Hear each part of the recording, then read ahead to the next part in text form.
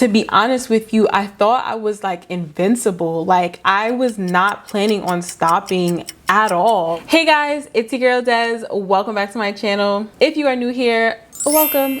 So on this platform, guys, I love to inspire Christians to live boldly and righteously through Christ, shamelessly, unapologetically. But as of recently, we've kind of been doing this thing where I've been sharing a lot of my testimonies from my past that I believe God has called me to share with you guys to help others stay away from those dark paths. Listen, if you can learn it from me, then why not? Y'all, okay. Today, guys, I'm going to be walking you through the tragic and lustful time of my past, which is the strip club era. Guys, I was so nervous putting this video together. I'm not gonna lie. I know I just said that I live like shamelessly, and like I'm not ashamed of it, but I definitely was really nervous about putting this video together, and I really had to pray about it, honestly, because I honestly feel like I am like denouncing some of the last portions of my past. And I think that that is beautiful, but there's also a lot of, I think, like spiritual things happening behind the scenes. But here I am, and I'm really excited to do it. In no way am I making this video for the sake of trying to glorify a wicked past. In no way am I trying to make this video about clout or like clickable items. These are real life stories from my life that I really went through. And I believe, like I said earlier, that God has called me to share these things because there is power in deliverance. It feels like a lifetime ago. It feels so long ago. Oh gosh, I just can't believe it. I just can't believe it, like Jesus. I would like to start this video from the beginning of the decision to even start going into the strip club. So for me, that decision was obviously money, but the specific reason was because I was in college at the time and I wanted to just take like a summer class, and I did not have the money, the disposable income to just pay for the summer class, nor did I want to get my parents involved, because the reason I'm taking the summer class is because I did so poorly in it that I needed to take the class over, right? So I didn't want my parents to be involved in my academic life.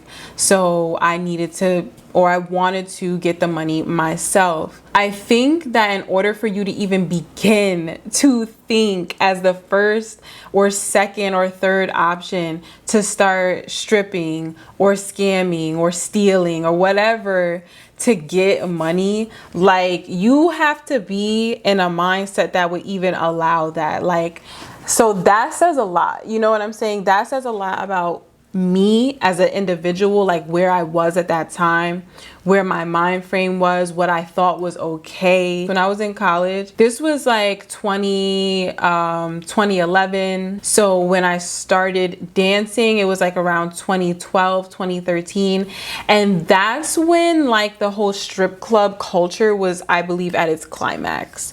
I know in the Black community, the strip club has kind of always been a thing, but it was becoming mainstream, right? Like you had songs from Rihanna, like that song Throw It Up, Watch It All Fall Out, you know, that Rihanna song. You got Nicki Minaj endorsing strippers in her songs and stuff, and people like Black China were like really on the rise and coming up and stuff. So the strip club life had kind of become less taboo when I was starting college, and I fell for it, like plain and simple. Like, you know, I didn't think it was that bad, obviously, and I saw it as a quick way for me to make money for this class, like point blank period. So getting into the details of kind of like, I guess, how it started, I had a friend who was able to kind of put me on to another girl who danced. We went to this club together, and I was able to kind of see what it was like, and I was able to audition for the strip club. And one thing about the strip club is that it's not hard to start working at a strip club. Like, especially a club that is like not a super nice club.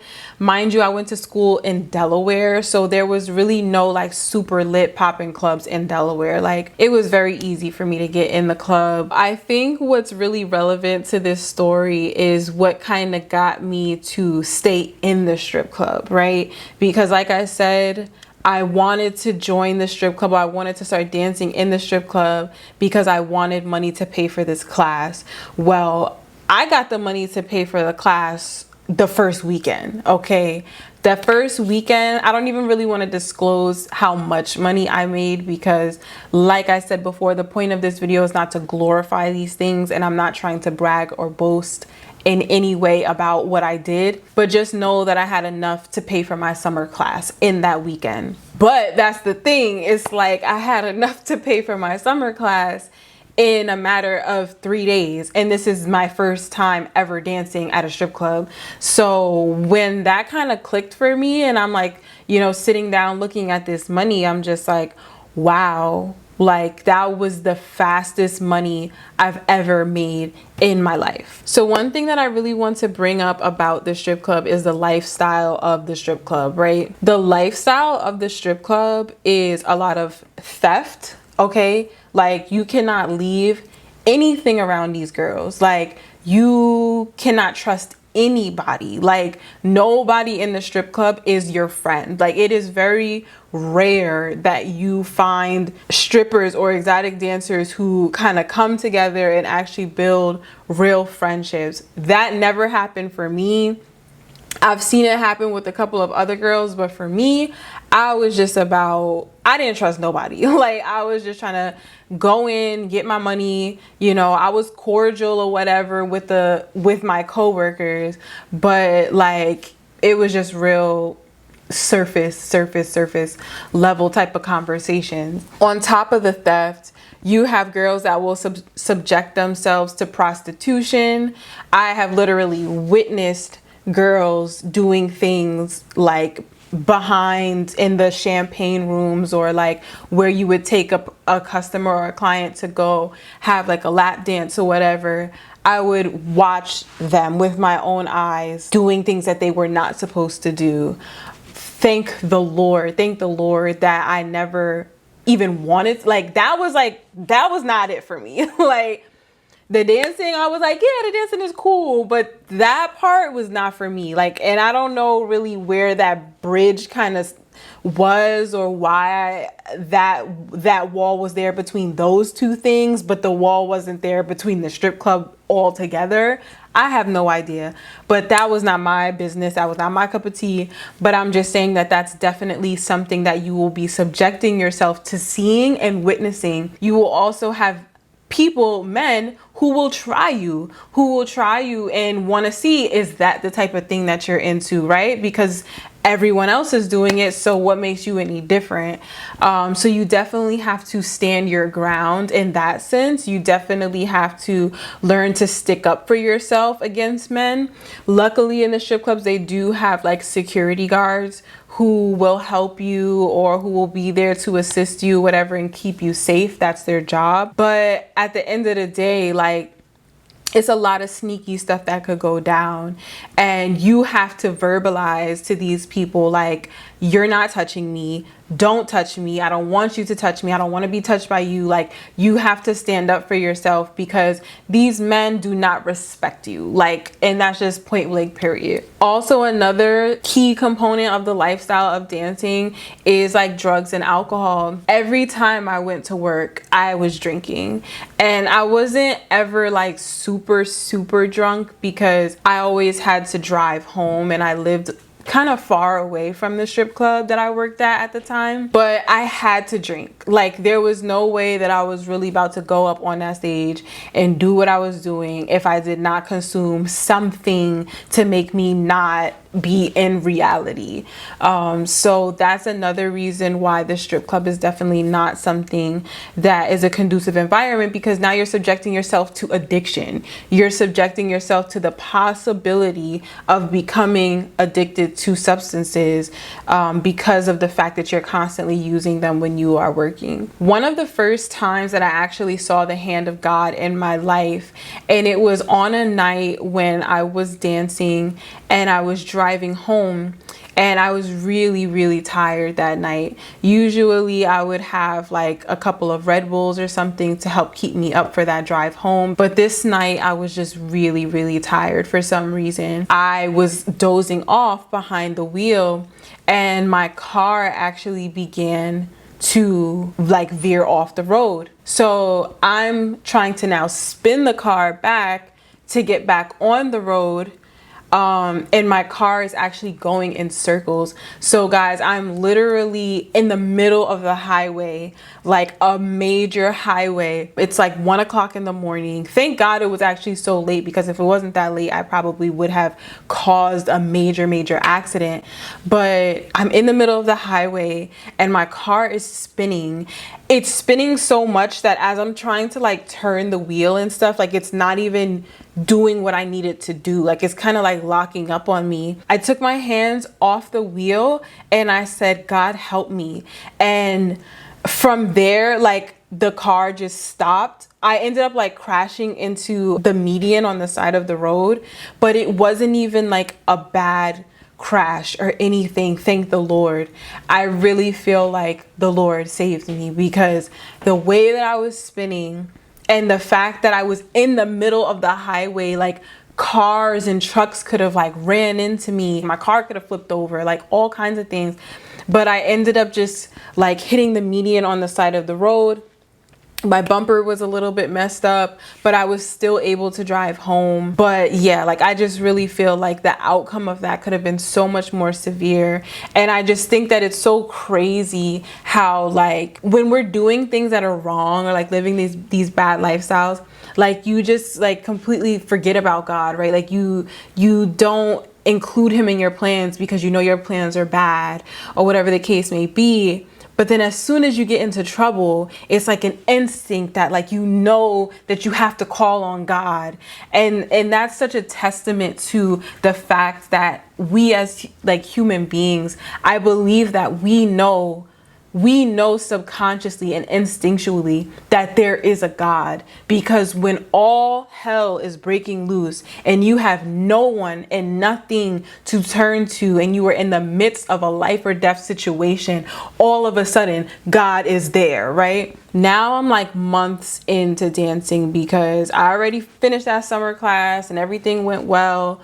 But you know, at this point, I'm just like, wow, the money is so good. It's more money than I've ever made in such a short period of time for literally doing what I felt like was so easy, that I just continue to do it. And while I'm in school, people are beginning to find out at my university that this is what I do. But to be honest with you, I did not care. Like at first, it kind of bothered me or whatever, but ultimately I didn't care, because I was making more money than everybody at my school.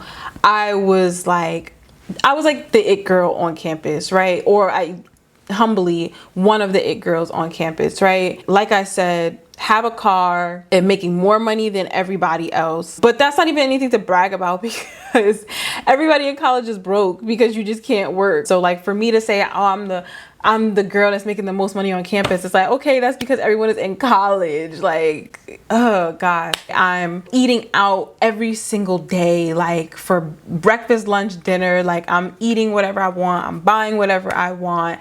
And that's the funny part too, is that I'm using this money on such frivolous things, right? I didn't use it to invest. I didn't use it to buy a home, or I didn't use it to pay off all my college tuition. Like I literally was like spending this money on shopping, eating, weed and alcohol, and just, you know, the look, like so I can just look like the baddest girl on campus. Like that's kind of like the lifestyle that I lived. And honestly, I was so intoxicated by it. Like I really enjoyed it. I really was caught up in it. You couldn't tell me anything at that time. So it even came to pass that I began to go to better clubs. Like I stopped dancing at the one club that I first started dancing at, which was like 45 minutes away from me, and I started to go into Washington DC to some of the better clubs there. Particularly, I would dance at this one club called Stadium.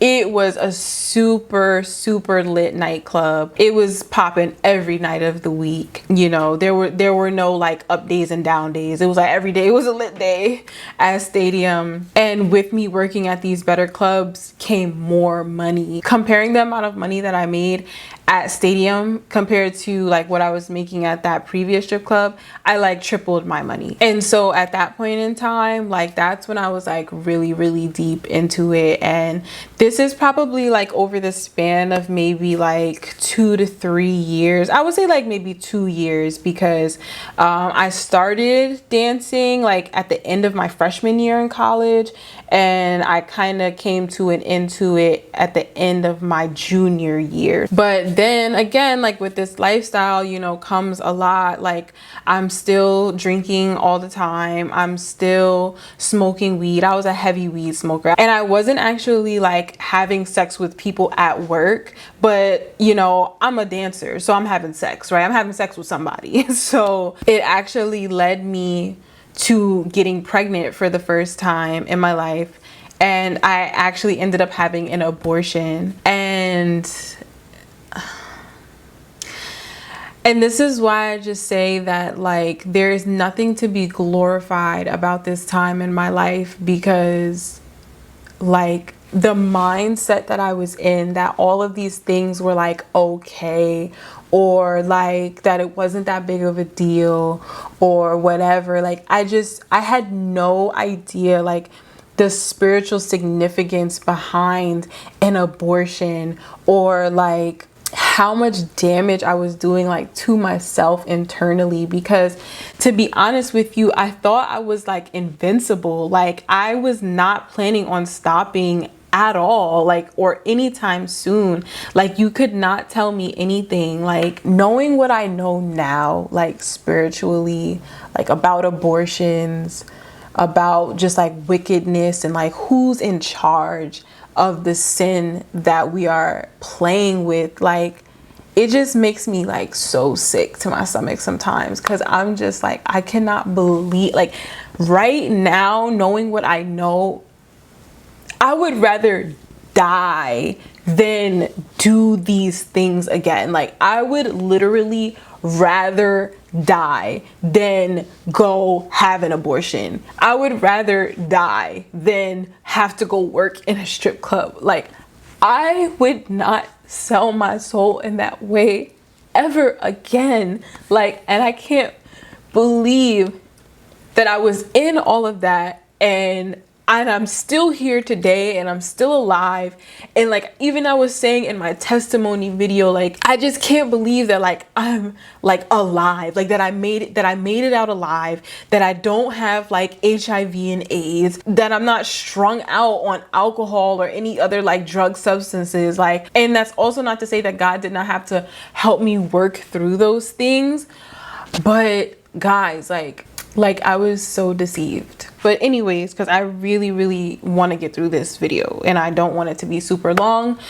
So around this time now, right, where I'm like dancing, and you know, I'm in this invincible state in my mind where things is just lit, right? This is actually when I remember for the first time, or just like ever in my life, this is around the time when I heard a demon. And I remember it like it was yesterday. I remember at this time, especially after the abortion, like I could not really look at myself in the mirror anymore. And it was so weird, because I would always have to look at myself in the mirror, because I would have to get dressed and I would have to do my makeup, and you know, I was totally into my looks and stuff, right? So I had to look in the mirror. But it just kind of became a point in time where like I couldn't really like look at myself. Like I couldn't look in the mirror in my own eyes and like not feel some kind of way. Like I began to slowly become like not proud of myself. But I didn't really I didn't really like feel like I wasn't proud of myself, because again, the money was there. So it's like, oh, I'm lit. But subconsciously, or just like something within me, like in my soul, like there was no relationship between myself. Like, it's like the devil was just using me in this perverse way, and like to make this money, and like I was using my own self and my own body to like live this life. And but there was no relationship between like just myself and my soul. Like that, it wasn't there. And I just remember, like, I really could not look at myself in the mirror this one day. And then one day I did look in the mirror, and I remember hearing just like something laughing at me. And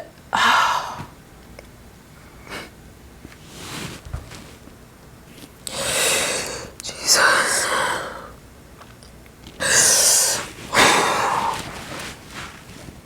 I'm sorry, y'all. I'm not sorry. This is my truth, and I have to get it out. I remember looking at myself in the mirror, and I heard demons laughing at me, and that's when I knew something was wrong. That's when I knew something was wrong. That's when I knew. And after that point, that's what changed it all for me. That's what changed it all. Because I began to realize that there was a third party involved. I began to realize that it wasn't just me watching me, and it wasn't just me and God, but it was me, and there was God, and there was also Satan. And I became aware of his presence. And once I became aware of his presence, I didn't want to live for him anymore. I didn't want to be subjected to the life that Satan wanted me to live, and to the things that Satan wanted me to do. And I didn't stop cold turkey at that moment, but it was never the same. It was never the same. Like, I could not unhear what I heard, and I could not unsee and unfeel how I felt about myself. Also around that time, the rumors were populating, right? People were talking about me. I'm on social media with designer handbags, but I'm in college. Like, I'm literally a sophomore, junior in college, but I have designer handbags, and I'm eating lobster tails for dinner. And, you know, I got weave, and it was like, you could just tell like that things weren't adding up. And it began to get really close to home. Like, I believe that my parents back home were hearing rumors about people telling them like that your daughter is dancing, your daughter may be an exotic dancer or whatever. And once that started to happen, that's when I was like, I don't want to do this really anymore. And I think that's so crazy, because anybody else could be talking about me, and I could care less. But the approval of my parents and the love for my family is something that I cherish, obviously and clearly, because I did not want to lose relationship with them. I did not want them to find out and to like disown me, to not be proud of me anymore. So once I began to kind of hear things like that, that's when I started to close that chapter, and I really began to pull myself out of the strip club. So if you guys watched the previous video of mine where I talked about me getting kicked out of the military, this was around that time. So you could see that Big Poppin' is going through some things, right? Little Miss Shorty, who thinks she got it all together and who thinks she's invincible, she's getting kicked out of the military. And, you know, her family's finding out that she's a stripper and she's hearing demons. So it's giving that the temptation that Satan tried to use to like lure me into it and keep me sucked in, like it's giving that it was beginning to backfire on me. And that's exactly what living for the enemy does, and that's exactly what wickedness does. And the Bible talks about that, like that the wicked will shine for a moment. The wicked will look like they're prospering, but really they're on sinking sand. And that's how Satan works. Satan will make you feel like, oh, you're doing good. You know, you have all this money, and you know, this money's going to be good for you, and this money's going to help you do this, and this money's going to help you do that, and you know, you're successful and all this stuff like that. But whole time he has a whole trap and a ploy set up waiting for you. It's a lie. It is a bold-faced lie. And that is what he does. And that is what I'm here to expose right now. Like, that when you live for Satan and when you sell your soul for the sake of money and power and whatever, like whatever, you know, sins you're into and stuff like that, they do not reap a good harvest. The same money that you thought had your back and was getting you through situations and had you live in a pop in life is the same money that's gonna get you locked up. Like, that is the trick of the enemy. He is like literally luring you in with these things just to kill you. Just to kill you. He doesn't, the enemy does not care about you. When you sell your soul for the enemy, when you live your life with him, he does not care about you. He's not giving you these things so that you can prosper in all your ways. He's giving you these things because because he wants to devour your soul. Like, he's giving you these things because he wants to ensnare you and keep you locked up in the pits of hell and ruin your whole life. That's what the enemy wants. The enemy wants to ruin your life. And he will give you what you want, and God will give you over to your sin if that's what you choose to do, but you are not going to reap a good harvest from it. There is nobody who lived in the strip club and was in the strip club and became the masterful stripper of the world, and she lived her happily ever after life while still being a stripper. There is no drug dealer that did his drug dealing to the day that he died and, you know, passed it on to his kids, and his life was just like a legacy of happiness. No. And it's like that for a reason, because it does not exist, because that is not what the enemy does. That is not what he produces. He is incapable of giving you generational blessings. He's going to give you generational curses that may be disguised as blessings, right? It's always a disguise. The apple that Eve ate, she thought it was good. She was deceived. It looked good for her taste. It looked good to consume and to eat. And he told her that she was not going to die, but she surely did die. Like, she surely was deceived. Okay, so that is one of the key takeaways from this whole freaking video. Like, I know I just went off on like a tangent, but like, that is it. Like, that is like the big kit and caboodle of this whole video and of the whole point of why it is so not good for you to live for the enemy, because you will not prosper. I'm telling you that right now. Been there, done that. Won't happen. So back to the story, guys. So I'm trying to get my life together, right? I'm kicked out of the military now. I'm hearing demons. You know, my family's about to find out. So I'm trying to figure out what I'm about to do with my life, right? So I'm trying to do things like do makeup, right? And that worked really well for me. And again, if you saw that video, then you know exactly what I'm talking about and how that worked out for me and everything. Sometimes when you change because of other people and not because of yourself, it causes you to relapse. Like, you only change because of like the circumstance. You don't change because God really did a work in you. And that's what happened to me. So like, I stopped dancing for a few years, right? I graduated college, wasn't dancing anymore. Cool.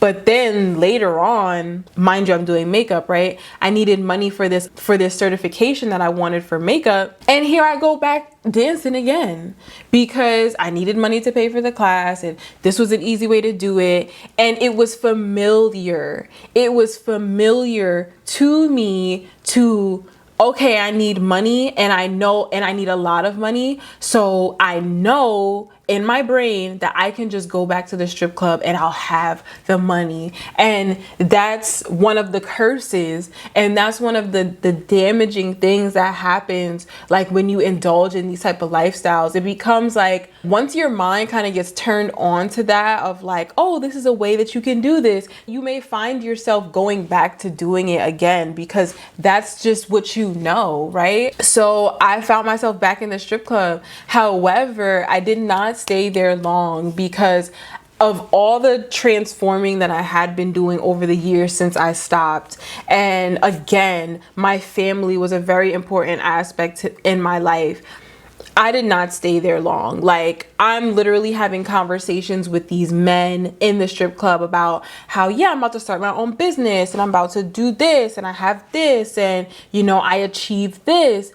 And they're kind of just like, they don't care. Like, they don't care about your life. They don't care about all these achievements. They don't care about how smart you are and what you have going on for yourself. They're only there because they want to see you dance for them, right? And that kind of just started to click with me. I'm like, you know, I'm better than this. Like, that's literally what I was like saying to myself. Like, I am better than this. Like, I have come so far from this situation. Like, I have evolved so much mentally and spiritually. Like, this is not for me. So even though I was there in the strip club again, like for a second time, like it just wasn't the same, and I was not there long, and it was actually kind of like confirmation for me that like this is not where I want to be. It's kind of like if you ever broke up with a boyfriend and you know y'all have been broken up, but then you decide to kind of get back together and think if things might work again, and then you start to realize like,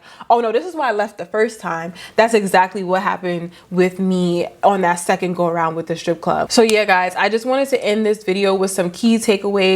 So the first thing that I want to say is that fast money leads to nothing. Fast money is almost like being in debt. It's like you get the money and you have the money, but whole time you have to pay that money off with tons of interest. So really, it's not your money. It's not your money. And eventually it's going to leave you, because you can't apply for a job and say, I worked at a strip club. Like, what are you gonna say on the resume? You know, those skills apply nowhere. And I think that so many media outlets and, you know, videos or video vixens or Instagram, like whatever, they kind of like paint this idea that you can work at the strip club, save up your money, and then use it for something else. But even if that is the case, all of the trauma that you went through, all of the things that you saw in the strip club, all of the damages that you did to your soul and to your subconscious, like you have to live with that. And there's no money worth that, like worth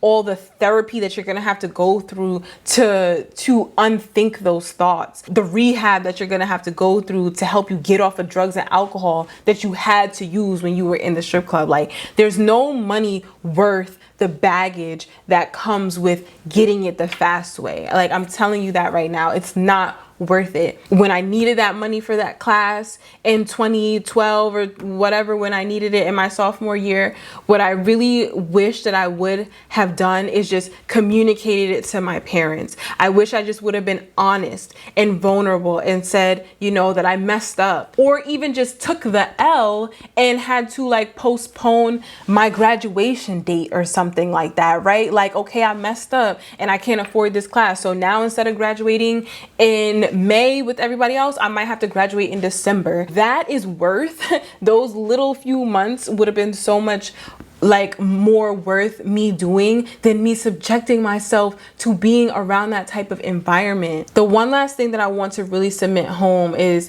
that the Bible says that we don't wrestle with flesh and blood, but that we wrestle with spirits in high places and principalities and powers. Therefore, everything that you do in life is either serving and is a fruit of the Lord's spirit in you, or it is a fruit of the devil's spirit within you, okay? When you make these wrong decisions and when you decide to do things that go against the will of God, you are literally just serving the enemy. There is no like middle area, right? Of like, oh, I love the Lord, but I just do bad things. Like, if you know that this thing is bad, and even if you don't know, because the Bible says that my people perish from a lack of knowledge, right? So you can't just plead the fifth and say like, I don't know. But if you are living this life of sin, then you are serving the enemy. Right? It's really that simple. Either you're serving God or you're serving the enemy. And I do not want anybody to be serving the enemy. Like you do not want to be out here working for the devil. And that is ultimately what you're going to be doing if you are running around doing the devil's work. Do not believe the media. Do not believe Instagram. Do not believe the city girls. Do not believe this culture that will make you believe that it is okay for you to do these things. Do not believe them. Do not believe them, because they are workers of iniquity too. Okay? The music industry, this culture that we live in, is run by and is filled with people who do not care about the Lord, who do not care about your soul. All they care about is money, what's popular, their power, and staying, in control. So do not listen to them. Only listen to God and what he says is right and what is wrong. And if you have been thinking these things or contemplating living this life, like, listen, it is okay. It is popular to get money fast, right? But ultimately, what I really just want to tell you is that it is not worth it, and you will reap the repercussions of what you get yourself into. Recently, God has really placed it on my heart to be there for younger people who were like my age when I was making these poor decisions. And I really feel like this video would be most impactful for them because they are so impressionable, and because they may not understand the full realm of consequences. And I really, really want them to know that and have someone to be an advocate for them doing the right thing. So please, if you have someone that you know who would benefit from this video, please share it with them. Also, guys, big favor, please make sure to like and comment on this video, because your engagements and interactions with this video will also help it to do better and get in front of young people who may need to see this. Subscribe to the channel for more notifications on when the next video will be coming out. And with that being said, guys, we did it. With that being said, guys, we did it. We got through it. We done did the Lord's work, y'all. Hallelujah. Thank you so much for watching. Stay well, stay blessed, stay in the Lord's good graces. And I will see you guys in my next video.